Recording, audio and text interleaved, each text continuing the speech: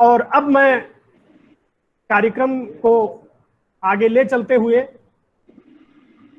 जीयू PG college Baheri Bareilly के कृतकार्य प्राचार्य doctor Nageshwar Prasad ji,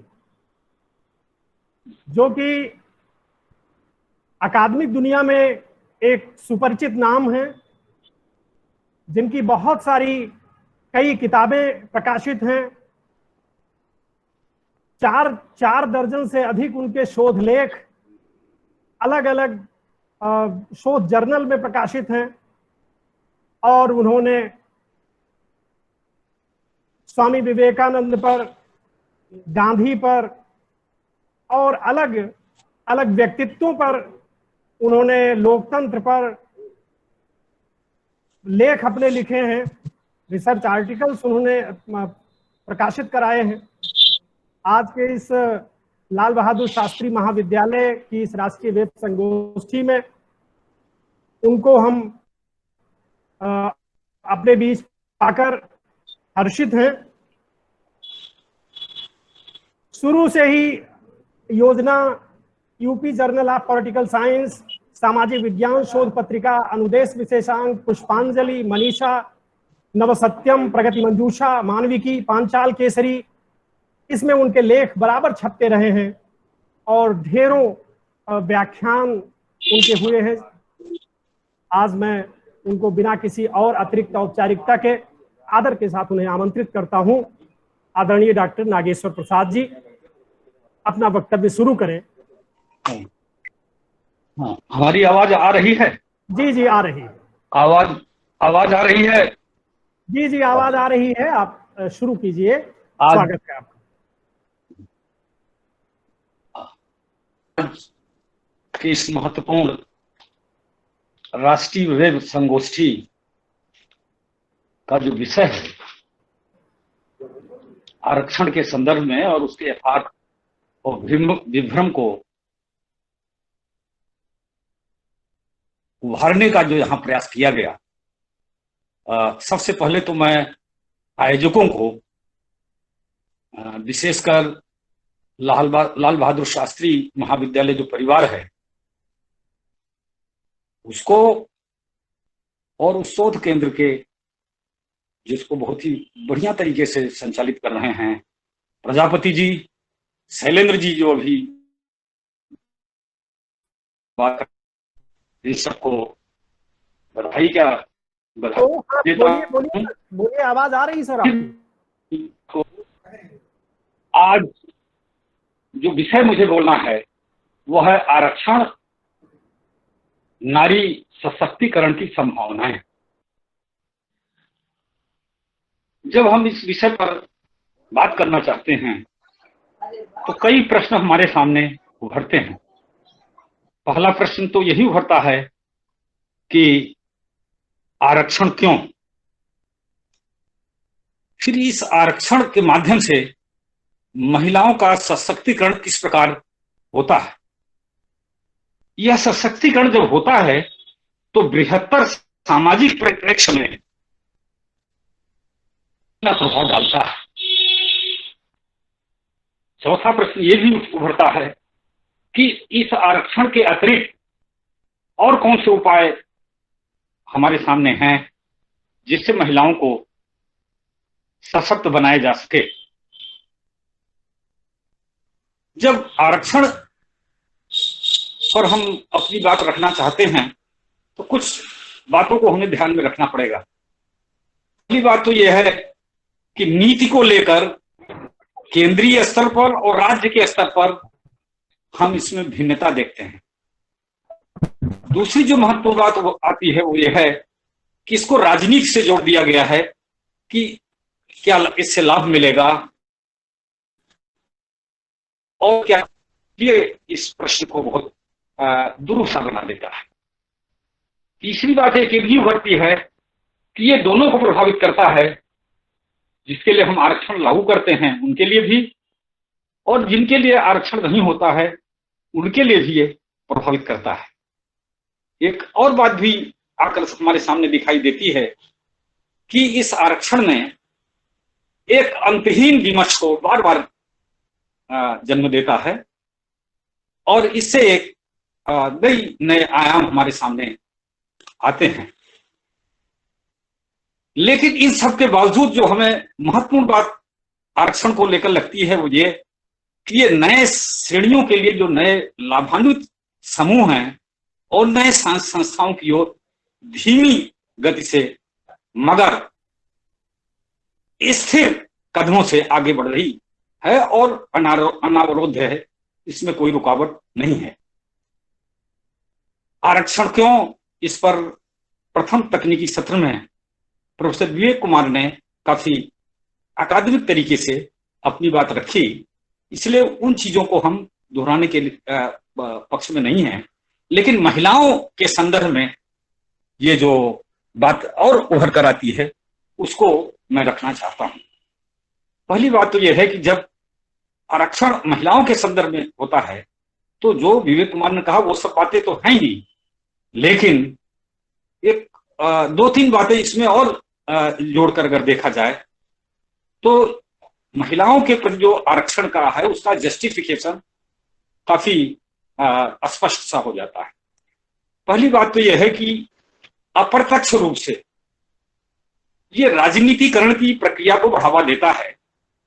जो लाभान्वित समूह होता है उसमें राजनीतिक रुझान पैदा होता है और यह राजनीतिक रुझान दो स्तरों पर हमें दिखाई देता है। एक स्तर तो ये होता है कि हम राजनीतिक अधिकार हैं क्या, उनके प्रति हमारी अंतर्गत एक चेतना उत्पन्न होती है। दूसरे, हमारे उन अधिकारों से हम कैसे कितना लाभ। जो बात यह है कि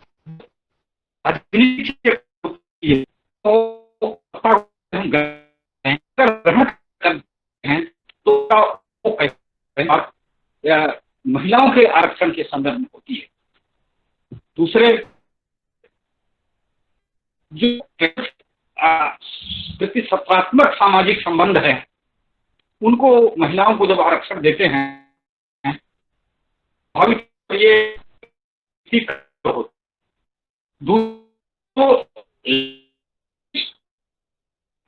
ऐसा हूं जो इधर शोध हुए हैं उसके निष्कर्ष हैं तो वो स्थिति को भी, उसकी निष्ठुरता को कम कर देती है। तीसरा एक और भी ये है कि जब महिला सशक्तिकरण इसलिए भी होता है कि वो निर्णय निर्माण की प्रक्रिया में निर्णय भी लेती हैं और निर्णय को पूरे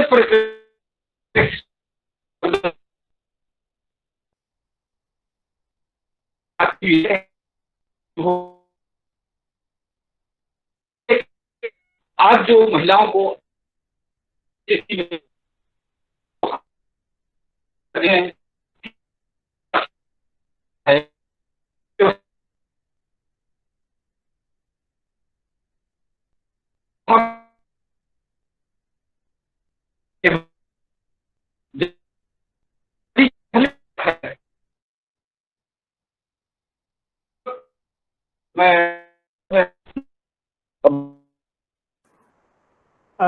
सर आपकी आवाज आ नहीं रही है, बिल्कुल कट रही है।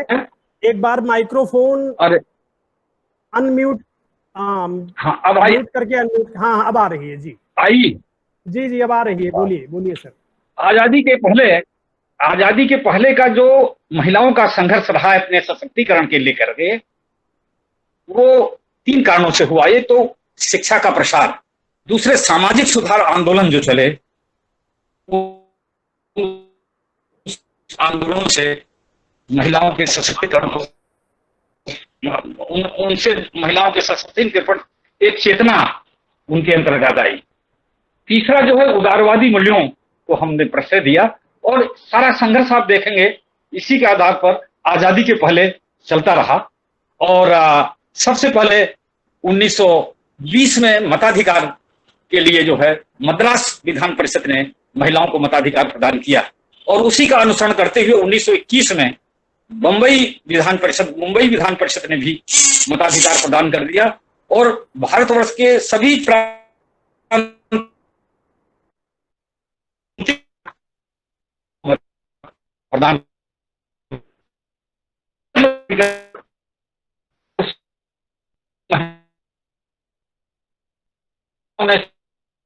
कांग्रेस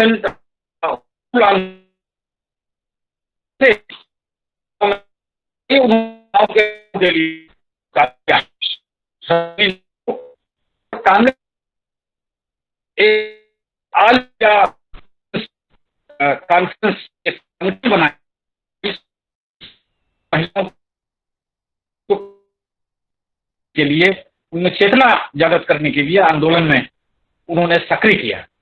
और हम देखते हैं कि जो भारतीय राष्ट्रीय आंदोलन चला उनमें महिलाओं ने बहुत बढ़ चढ़ करके भी हिस्सा लिया, और विशेषकर गांधी, अंबेडकर, स्वामी दयानंद सरस्वती और ज्योतिबा फूले, इन लोगों कार्य उस एक आत्मगौरव और आत्मसम्मान की भावना आई, और उन्होंने सत्याग्रह आंदोलन में ही देखिए 1900 जो नमक सत्याग्रह आंदोलन 1930 में प्रारंभ किया गया, सबने अवज्ञा आंदोलन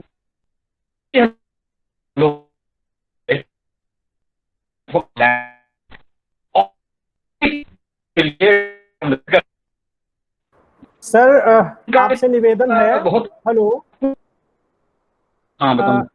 थोड़ा हाँ, आवाज साफ नहीं आ रही है, मैं लगता है बैंडविड्थ लो है आप कनेक्टिविटी।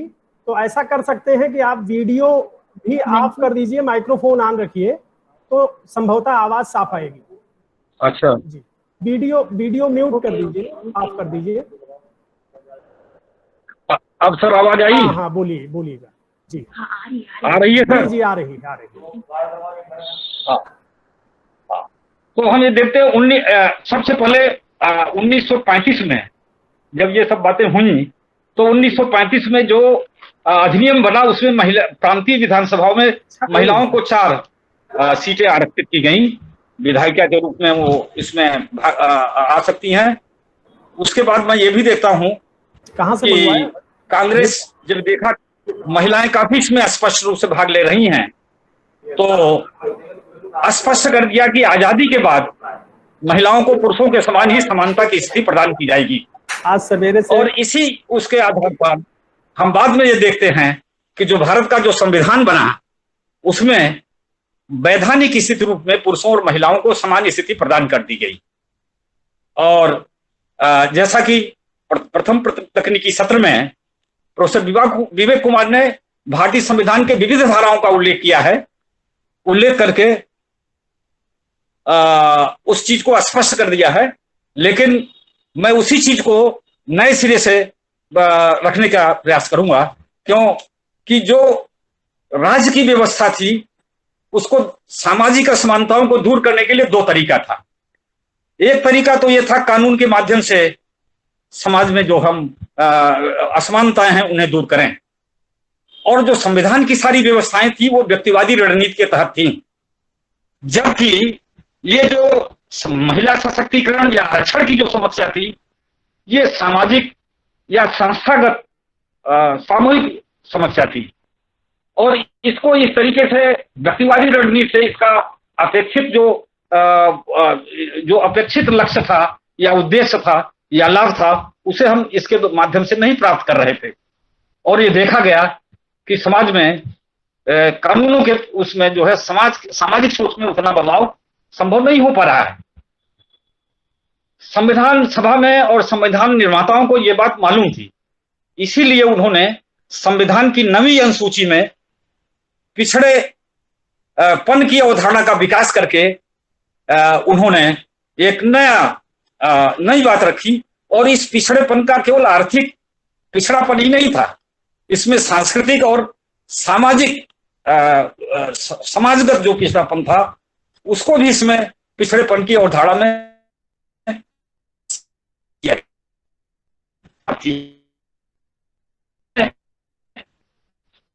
इस नई अनुसूची को लेकर न्यायालय में एक चुनौती दी गई।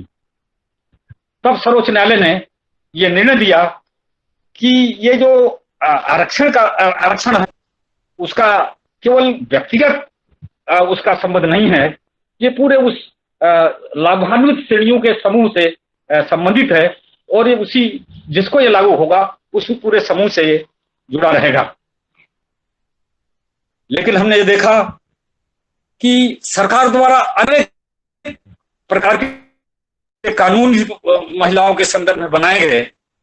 बाबा साहब ने तो बहुत पहले ही हिंदू कोड बिल ले आकर के हिंदू समाज की महिलाओं को बहुत आगे बढ़ाने के लिए, क्या उनका तो ये था एक समान नागरिक संहिता का विकास करके पूरे हिंदू समाज की महिलाओं को प्रगति के राह में और उसी प्रकार का भागीदार बनाया जाए जिस प्रकार के पुरुष हैं जीवन के प्रत्येक क्षेत्रों में, और तभी भारत की उन्नति हो सकती है। ये उनका स्पष्ट मत था।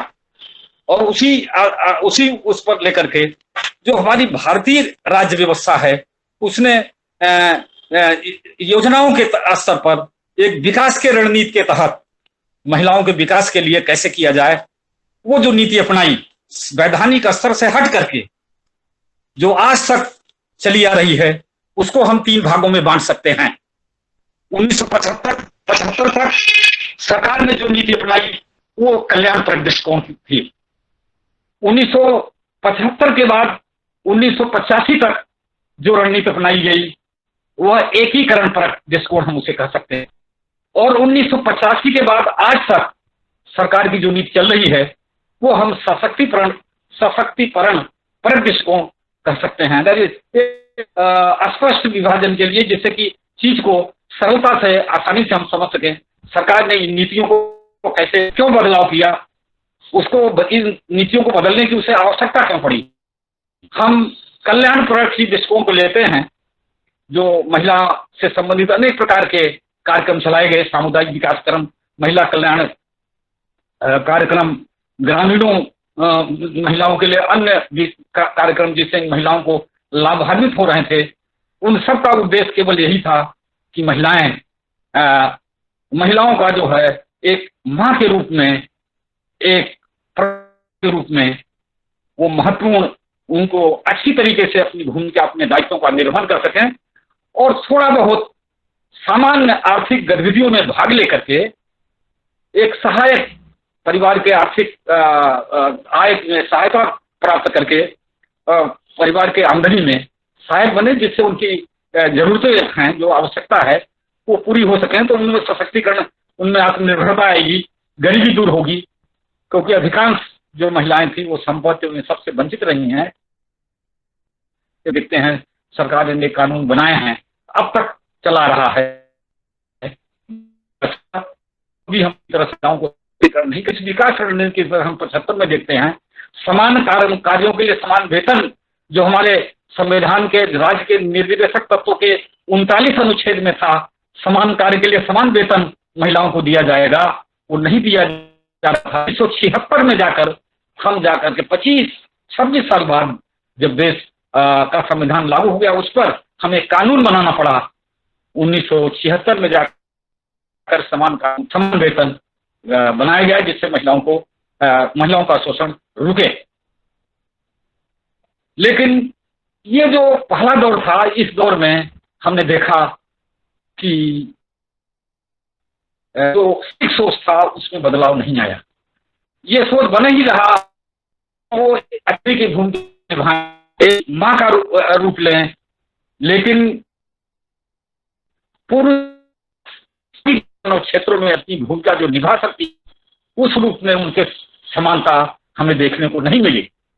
और इसीलिए 1974 में समानता की ओर एक कमेटी बनी और उसने एक रिपोर्ट दिया, और इस रिपोर्ट उसको हम का विकास नहीं कर पाएंगे, न महिलाएं आगे बढ़ पाएंगी।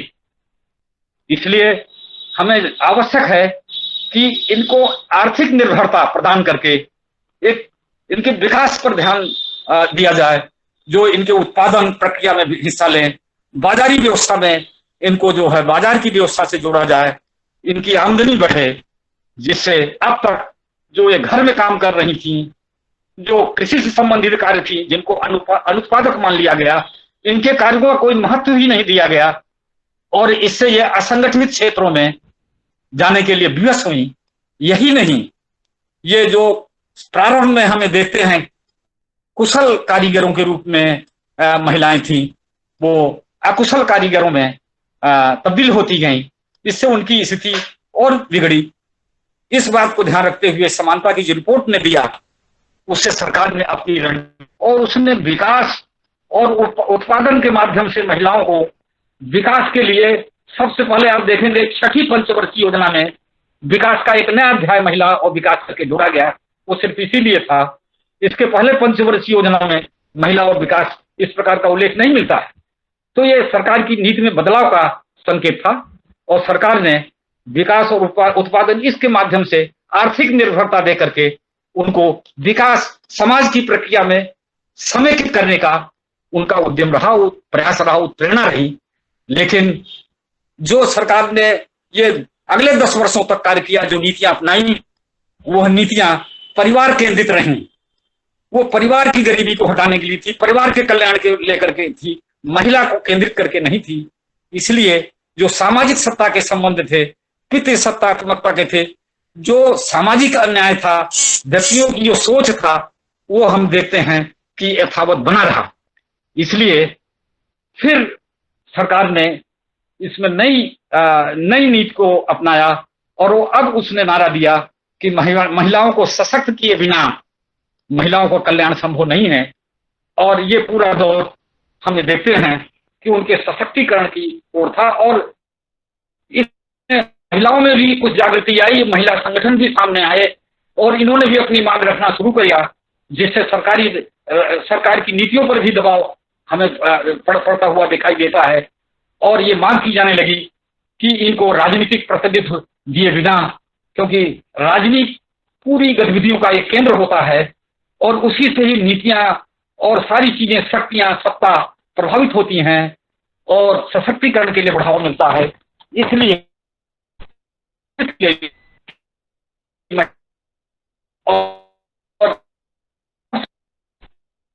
ये स्थानीय स्वशासन की जो इकाइयां थी, ग्राम पंचायतें और शहरी जो स्थानीय स्वशासन की इकाइयां थे, नगर पालिकाएं, इनमें 33% आरक्षण 1993 में 73 एवं 74 में 73वें और 74वें संविधान संशोधन के माध्यम से इन्हें प्रदान किया गया।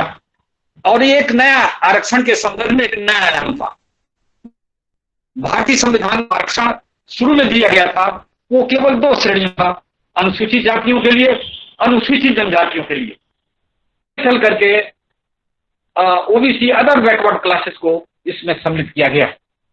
ये और एक नया आयाम था महिलाओं के लिए, जो 4थी श्रेणी इसके दायरे में घुसी, इसमें प्रवेश किया और इसको लेकर बड़ा कंट्रोवर्सी भी उत्पन्न हुई। लेकिन ये 73 और 74 में संविधान संशोधन के मात्रात्मक महत्व के रूप में हम इसे देखते हैं।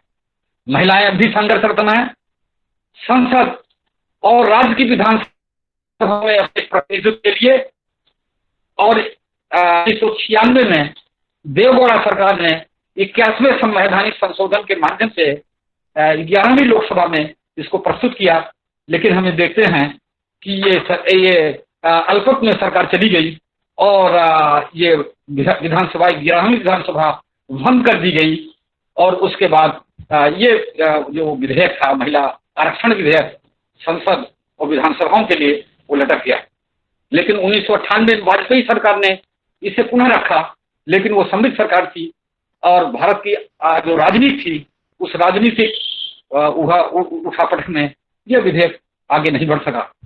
98 में फिर इसको 99 में रखा गया, 2000 में रखा गया, 2001 में रखा गया, फिर जाकर हमें देखते हैं कि 2008 में मनमोहन सरकार ने इसे पुनः रखा संविधान संशोधन 108 के माध्यम से। और 2 साल बाद 1910 में इसे राज्यसभा ने पारित किया। और हम ये भी देखते हैं कि ये जो रुकावट है वो कई बातों को लेकर है। जो विपक्ष के हैं, जो इसका विरोध करते हैं, वो ये कहते हैं कि जो महिलाओं का आरक्षण है, अगर ये पूरी इसी तरीके से इसमें अगर नए सिरे से संशोधन महिलाओं का नहीं बना, संविधान नए तरीके से संशोधन बिल नहीं रखा गया, तो अन्य जाति की महिलाओं को इसमें जो है बैकवर्ड क्लास की, जो दलित जाति की हैं, इनको इससे लाभ नहीं होगा और इसमें सामान्य वर्ग की महिलाएं जो है वो ज्यादा आगे आ जाएंगी और इससे जो आरक्षण का उद्देश्य है वो उद्देश्य ही निर्मूल हो जाएगा। तो इस प्रकार हम देखते हैं कि ये महिलाओं का आरक्षण का जो इतिहास रहा है, ये बहुत इसको संघर्ष करने के बाद महिलाओं ने आज जिस मुकाम पर पहुंची हैं वो उनके लिए एक बहुत मैं समझता हूं कि बहुत बड़ी भूमिका और कुर्बानी देने के बाद पहुंची हैं। लेकिन ये संघर्ष अभी उनका रुका नहीं है, क्योंकि स्थानीय स्तर पर ही ये छोटे स्तर पर हम देखते हैं कि उनको आरक्षण मिला हुआ है। जब तक ये पुरुष जो हमारी भारतीय राजनीति है जिसमें पुरुषों का वर्चस्व स्थापित है, इसको अगर आप नहीं तोड़ेंगे, संसद वगैरह में इनका प्रतिनिधित्व महिलाओं का बहुत कम है।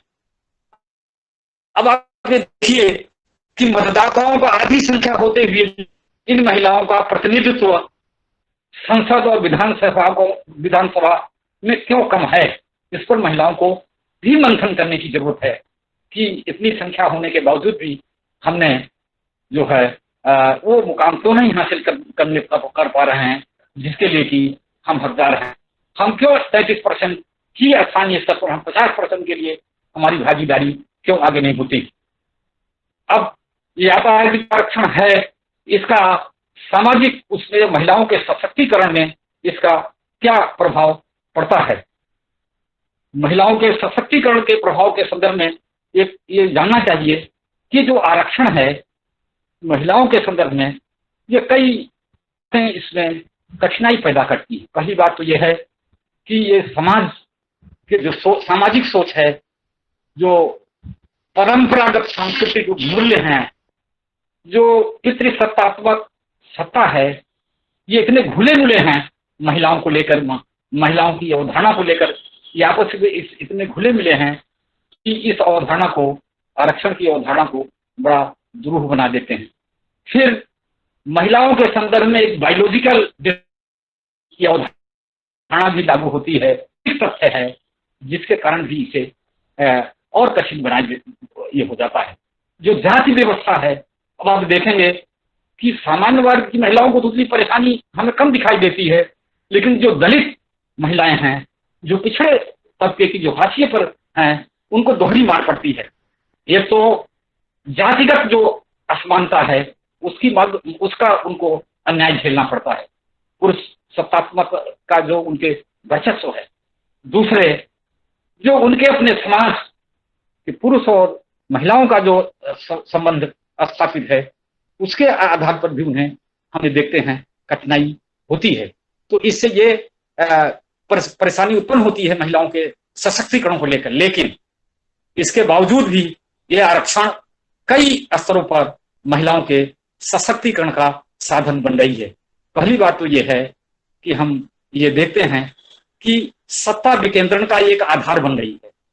महिलाएं भी सत्ता में भागीदार बन रही हैं, और जब वो सत्ता में भागीदार होती हैं तो वो निर्णय भी लेती हैं, निर्णय भी करती हैं, फिर उन आत्मविश्वास भी आता है।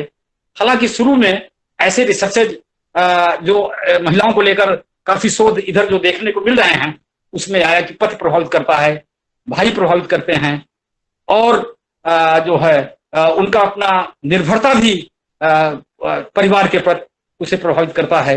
उनके वोट पर दूसरों का, परिवार के लोगों का अधिकार होता है, जैसा वो कहते हैं वैसा करने लगती हैं। लेकिन अब उस स्थिति में बदलाव आ रहा है।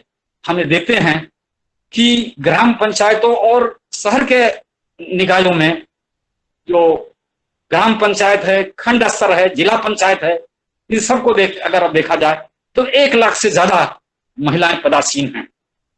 और अनुसूचित जात और जनजात और पिछड़े वर्ग इन महिलाओं के लिए भी जब आरक्षण सुनिश्चित हो जाता है तो ये देखा जा रहा है कि इनमें 40% से अधिक जो बहुत गरीबी रेखा के नीचे रह रही हैं, ऐसी महिलाओं चुनकर सामने आ रही हैं। जब ये आती हैं तो उनमें उनके परिवार में, उनके सामाजिक माहौल में, उनके रुतबे में हम देखते हैं काफी काफी जो है परिवर्तन होता है। उनमें एक सामाजिक प्रतिष्ठा का आत्मबोध होता है। और ये भी देखने को आता है कि उनमें एक राजनीतिक चेतना भी उत्पन्न होती है। जो प्राप्त अवसर हैं उससे हम कैसे उसे लाभान्वित हो सकें। ये भी रिसर्च में देखने को मिल रहा है कि गैर राजनीतिक परिवार ये भी एक आक्षेप लगा जाता है कि जो पॉलिटिकल फैमिली है उसी के लोग ही सब चुनकर आ जा रहे हैं, लेकिन जो रिसर्चेज हैं उनमें यह आ रहा है कि बहुत कम, केवल 10-5% आप कह सकते हैं, लेकिन अधिकांश जो महिलाएं आ रही हैं वो गैर राजनीतिक परिवार से इसमें भाग ले रही हैं। तो इससे जो राजनीति, जो लोकतंत्र है उसके प्रतिनिधित्व का दायरा व्यापक हो रहा है, तो उससे हमारा लोकतंत्र है वो मजबूत हो रहा है। अभी सामाजिक न्याय के विषय में काफी इस संदर्भ में बातें की गई, तो उस सामाजिक न्याय की भी स्थिति हम इसके माध्यम से देखते हैं। एक जो राज्य की लोक कल्याणकारी अवधारणा है उससे भी महिलाओं के सशक्तिकरण से प्रभावित होता है, और एक राज्य के भी जो दृष्टिकोण है, प्रकृति है कार्य करने का है, उसके दृष्टिकोण में भी परिवर्तन हमें देखने को मिल रहा है। इस प्रकार आरक्षण महिलाओं के सशक्तिकरण का बहुत बड़ा एक माध्यम है, साधन है। और जो सबसे बड़ी बात हमें देखते हैं, शिक्षा के प्रति उनमें जागरूकता बढ़ी है, और ये शिक्षा का जो प्रसार जब ये बढ़ेगा और ये अपने संतानों को बेहतर से बेहतर शिक्षा देने के लिए कटिबद्ध हो रही हैं, तो जो आगे का नेतृत्व आएगा वो निश्चित रूप से महिलाओं का वो गुणात्मक रूप से काफी परिवर्तित होगा, काफी उत्कृष्ट होगा, और तब हमें समझते हैं कि भारत की राजनीति में भी गुणात्मक परिवर्तन देखे जा सकते हैं। लेकिन केवल आरक्षण के माध्यम से ही हम महिलाओं को पूरी तरह से सशक्त नहीं कर सकते। ये तो केवल एक आयाम, छोटा सा साधन भी है।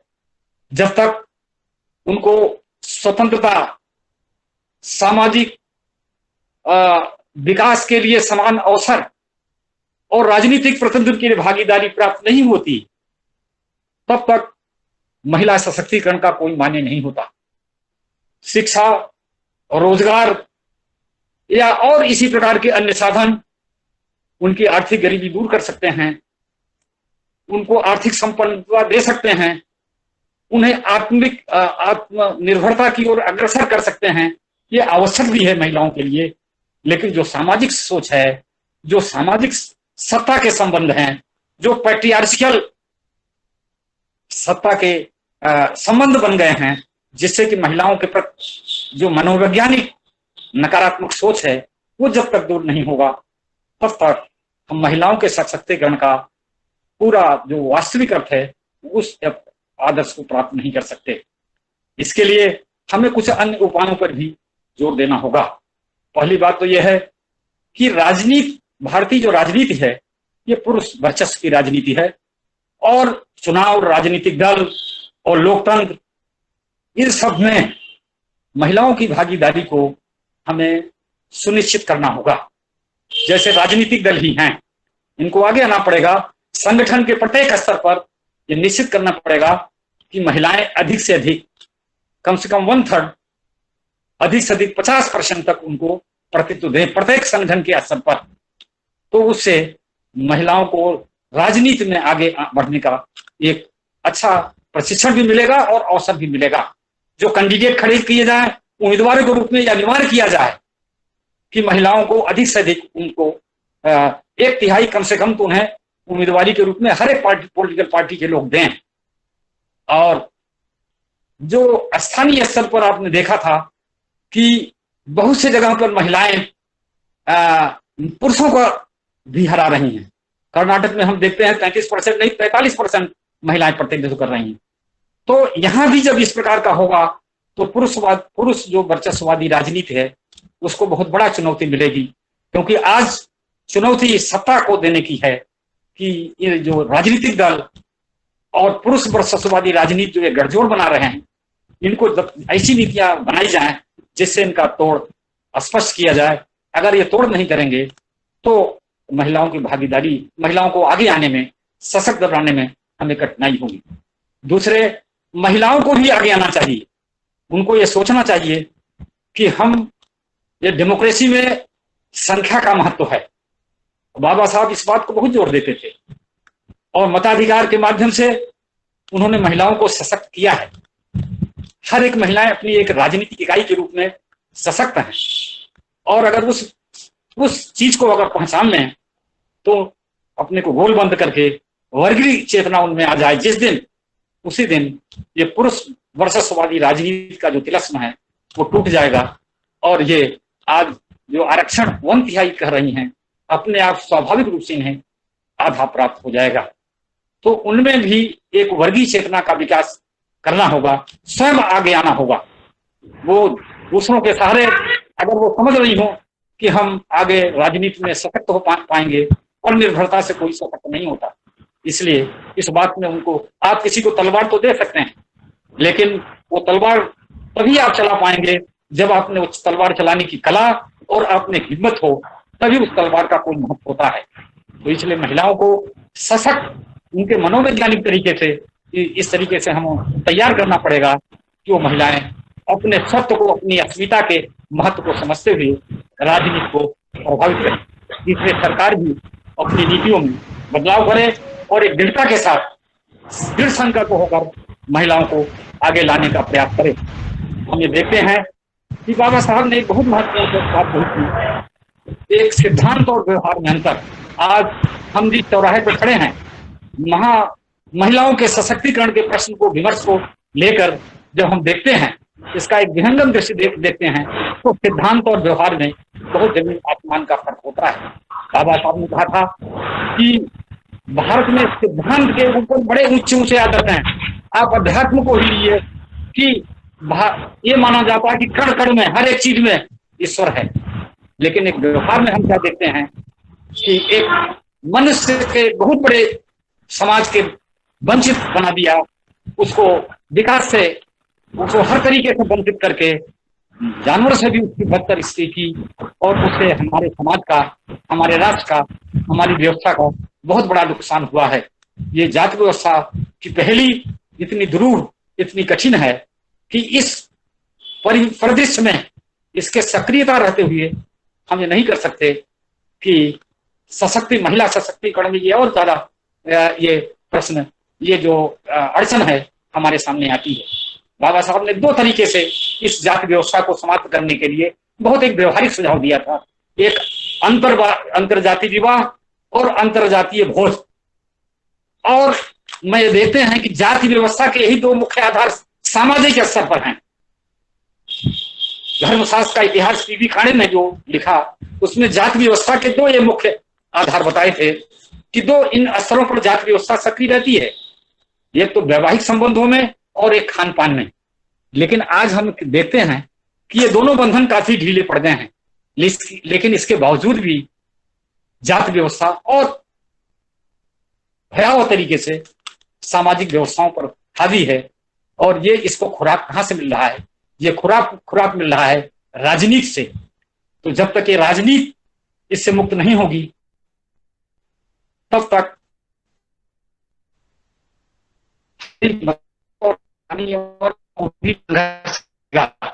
इस सुझाव ये हो सकता है कि जो महिलाएं, जो हमारे प्रजापति जो शोध केंद्र जो आयोजक सचिव हैं, उन्होंने इस बात को रखा था, ये बहुत काफी महत्वपूर्ण है कि जो अंतरजातीय विवाह हो, ऐसी महिलाओं को नौकरियों में या और अन्य स्थानों पर जहां आरक्षण हो, उनको वरीयता दिया जाए। उनके परिवार के लोगों को, उनके पेरेंट्स को भी सरकारी नीतियों में, ऋण के संदर्भ में, कल्याणकारी जो कार्यक्रम सरकार चला रही है, उनको प्राप्त कराने में अगर ये मदद किया जाए, तो हम सामाजिक मनोविज्ञान में बहुत बड़ा परिवर्तन हो सकता है। एक ठोस सुझाव है और ये सुझाव स्वागत योग है। इन्हीं शब्दों के साथ हम अपनी वाणी को विराम करते हैं और इस संगोष्ठी के आयोजकों को हम धन्यवाद देते हैं और उन्होंने हमें बोले कितने महत्वपूर्ण, इतने संवेदनशील विषय पर हमने बात रखी। और जय हिंद, जय भारत। धन्यवाद सर, बहुत ही मूल्यवान वक्तव्य आपके द्वारा प्रस्तुत किया गया। आधी आबादी किस तरह समाज में केंद्रीयता हासिल कर सकती है और संवैधानिक प्रावधान उसमें किस तरह से मदद कर सकते हैं, हमारी ग्रंथियां कैसे शिथिल हो सकती हैं और कैसे आधी आबादी को अपना जो स्वत्व है वो प्राप्त हो सकता है, इसको लेकर अलग अलग संदर्भों में ढेर सारे पहलुओं को अपने व्याख्यान में समाहित किया है।